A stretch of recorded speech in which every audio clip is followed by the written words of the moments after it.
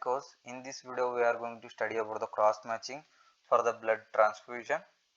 Competency for the today's class. Discuss the importance and the methods of cross matching, the direct and the indirect cross matching. Firstly, we will discuss what are the types of cross matching. Two types, the major cross matching and the minor cross matching. In the major cross matching, the cells of the donor are directly matched against the plasma of the recipient. In minor cross matching, we are making it reverse in opposite way. The donor's plasma is checked against the red cells of the recipient. Okay, but we will discuss it diagrammatically. That will be helpful for us to understand better. The first one, major cross matching. In this, we are checking the donor's blood cells against the plasma of the recipient. We are adding the donors, consider this as the donor's RBC, and this is checked against the recipient's plasma. This is recipient's plasma. If there were any antibodies, if there were any antibodies, they will react with the antigen of the RBC, and there is agglutination occurs, means clumping reaction. So then we cannot transfuse the blood because of the immunological reaction that is happening. If we transfuse, then there will be mismatched blood transfusional complications. The ABO agglutinogens are highly antigenic and they produce agglutination.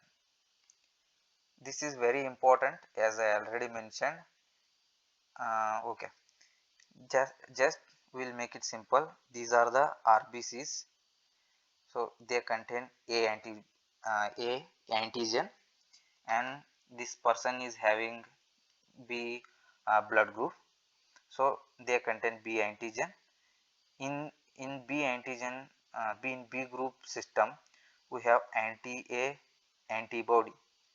When we transfuse the blood, the RBC will be moving from the donor to the recipient. Here there is antigen A. Anti-A antibody will be reacting with this and causing hemolysis. This leads to the complications of the mismatched transfusion. Then we will look at the minor cross matching.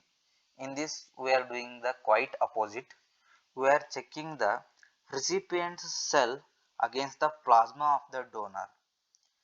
Actually, this is not that important. We will discuss it why. Just in this, we are checking, as we know that some amount of plasma is also transfused in different cases of blood transfusion. There we will check if there are any antibodies present against the RBCs of the recipients. Okay,